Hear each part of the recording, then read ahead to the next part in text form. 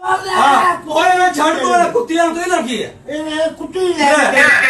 اس بوڑھے باپ کو اپنے جوان بیٹے کے ہاتھوں ذلت و رسوائی کا سامنا کرتے دیکھ کر یقین کریں بہت دکھ ہوا۔ دل خون کے آنسو رو رہا ہے کہ یہ اولاد ہے جس کے لیے والدین اپنا سب کچھ تن من قربان کر دیتے ہیں، اور یہ اولاد جوان ہونے کے بعد اپنے بوڑھے والدین کے ساتھ کیا کچھ کرتی ہے۔ نبی صلی اللہ علیہ وسلم کی بارگاہ میں ایک بندہ اپنے باپ کی شکایت لے کے آیا، کہنے لگا یا رسول اللہ میرا باپ مجھ سے پوچھتا نہیں ہے اور میرا سارا مال خرچ کر دیتا ہے، وہ میرے مال کو بغیر پوچھے اپنی بہنوں پہ اپنے رشتہ داروں پہ خرچ کر دیتا ہے۔ یا رسول اللہ اب میرے باپ کو سمجھائیے نہ جا کے۔ کہ آقا کریم صلی اللہ علیہ وسلم نے اس کے والد کو بلایا۔ جب اس کا والد آیا اس کو پتہ چلا کہ میرے بیٹے نے جا کے رسول اللہ صلی اللہ علیہ وسلم کے سامنے جا کے میری شکایت لگائی ہے۔ بڑا رنجیدہ ہوا، بڑا دکھی ہوا، حضور کی خدمت میں حاضری کے لیے چلا گیا۔ چونکہ عرب کی کھٹی کے اندر شاعری شامل تھی تو راستے میں کچھ اشعار ذہن میں کہتے ہوئے پہنچے۔ ادھر بارگاہ رسالت مآب صلی اللہ علیہ وسلم نے پہنچنے سے پہلے جبریل امین آپ صلی اللہ علیہ وسلم کی بارگاہ میں آئے اور فرمایا اللہ تعالیٰ نے فرمایا ہے کہ ان کا معاملہ تو بعد میں سنیے گا، پہلے اس سے وہ اشعار سنیے گا جو آتے ہوئے راستے کے اندر اس نے اشعار کہے ہیں، تو وہ اس سے ضرور سنیے گا۔ اب آقا کریم صلی اللہ علیہ وسلم کی بارگاہ میں جب وہ آئے تو حضور نے فرمایا کہ واقعہ بعد میں، لیکن پہلے ذرا وہ اشعار سنائیے نا جو سوچ رہے تھے۔ وہ مخلص صحابی دیر سن کر رونے لگے کہ یا رسول اللہ وہ اشعار جو ابھی میری زبان سے بھی ادا نہیں ہوئے، میرے اپنے کانوں نے بھی نہیں سنے، وہ آپ نے کیسے سن لیے؟ آپ صلی اللہ علیہ وسلم کو بھی بتا بھی دیا۔ آپ صلی اللہ علیہ وسلم نے فرمایا بتا نا میرے صحابی وہ اشعار کون سے ہیں؟ جبریل امین تیرے ان اشعار کی گواہیاں دینے کے لیے مجھے آئے ہیں۔ اب وہ صحابی اب اشعار پڑھنا شروع کر دیتے ہیں جس کا ترجمہ کچھ یوں بنتا ہے۔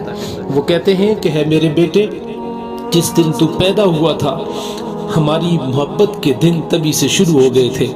تو روتا تھا ہم سو بھی نہ سکتے تھے، تو نہیں کھاتا تھا تو ہم بھی کھا نہیں سکتے تھے، تو بیمار ہو جاتا تھا تو تجھے تیرے لیے کبھی کسی طبیب کے پاس علاج معالجے کے لیے مارے مارے پھرتے تھے کہ کہیں تجھے کچھ ہو نہ جائے، کہیں تو مر نہ جائے۔ حالانکہ موت الگ چیز ہے، بیماری الگ چیز ہے۔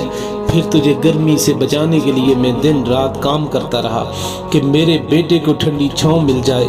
ٹھنڈ سے بچانے کے لیے میں نے پتھر توڑے، میں نے تغاریاں اٹھائی میرے بچے کو کہیں سے صحت مل جائے۔ جو کچھ کمایا جو بچایا تیرے لیے، جو کچھ کمایا تیرے لیے۔ تیری جوانی کے خواب دیکھنے کے لیے میں نے دن رات اتنی محنت کی کہ اب میری ہڈیاں تک کمزور ہو گئی، لیکن تو کڑیل جوان ہو گیا ہے۔ پھر مجھ پہ خزاں نے ڈیرے ڈالے لیکن تجھ پہ بہار آ گئی، میں چک گیا اب تو سیدھا ہو گیا۔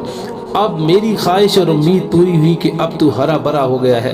چل اب زندگی کی آخری سانسیں اب کہیں تیری چھاؤں میں بیٹھ کے گزاروں گا۔ مگر یہ کیا جوانی آنی تھی کہ تیرے تیوری بدل گئی، تیری آنکھیں تیرے ماتھے پہ چڑھ گئی۔ تو ایسے بات کرتا ہے جیسے میرا سینہ پھاڑ کے رکھ دیتا ہے، تو ایسے بات کرتا ہے کہ کوئی غلام سے بھی ایسے بات نہیں کرتا۔ پھر میں نے اپنی ساری زندگی کی محنت کو جھٹلا دیا کہ میں تیرا باپ نہیں نوکر ہوں۔ نوکر کو بھی تو کوئی ایک وقت کی روٹی دے ہی دیتا ہے، اور نوکر سمجھ کر مجھے روٹی ہی دے دیا کر۔ یہ اشعار سناتے سناتے جب اس کی نظر رسول اللہ صلی اللہ علیہ وسلم کے چہرے پہ پڑی، حضور اتنا روئے کہ آپ کی داڑھی مبارک آنسوؤں سے تر ہو گئی۔ حضور اپنی جگہ سے اٹھے اور بیٹے کا گریبان پکڑ کے اس کو فرمایا انت و مالک لے ابی کا، انت و مالک لے ابی کا، ہٹ جا میرے سامنے سے اور یاد رکھ تو اور تیرا سارا مال تیرے باپ کے لیے ہے، تو اور تیرا سارا مال تیرے باپ کے لیے ہے، تو اور تیرا سارا مال تیرے باپ کے لیے ہے۔ تو ہوتا کون ہے باپ سے یہ کی شکایتیں کرنے والے کہ باپ تیرا مال خرچ کر دیتا ہے؟ تیرا مال ہے کہاں پہ؟ تیرے گھر میں جو کچھ ہے، تیرے مال میں سے تیری دولت میں سے جو کچھ بھی ہے اس پہ تیرے باپ کا حق ہے۔ وہ جہاں مرضی ہے خرچ کرے، جدھر چاہے خرچ کر دے۔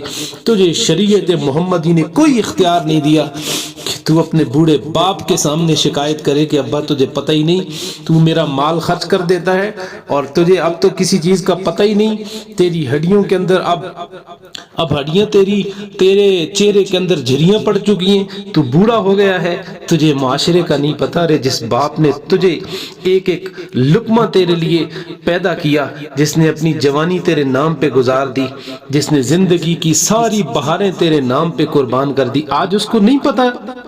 اس لیے میرے دوستو خدا را اپنے والدین کی خدمت کیجیے۔ اللہ تعالیٰ قرآن کریم میں فرماتا ہے کہ رب ارحمہما کما ربیانی صغیرا، اپنے والدین کے لیے دعا کیا کریں، اے اللہ میرے والدین پہ رحم فرما جس طرح انہوں نے بچپن میں میرے اوپر رحم فرمایا تھا۔ ویڈیو اچھی لگے تو اس پیغام کو لازمی شیئر کیجیے گا۔